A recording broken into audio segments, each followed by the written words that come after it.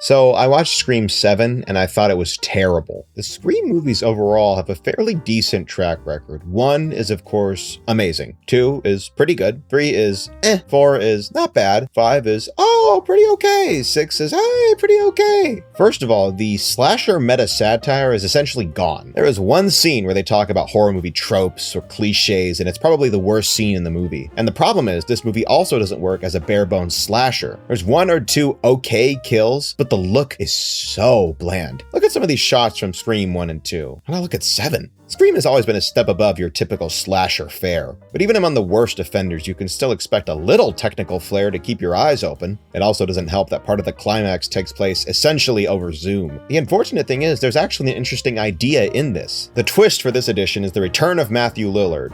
Or is it? Throughout the movie, we're trying to figure out if these broadcasts are the real Stu or AI. And you could probably make a pretty interesting slasher that has something to do with AI, but at a certain point, they just drop it. So you have a Scream movie with no satire, mid-kills, and no atmosphere.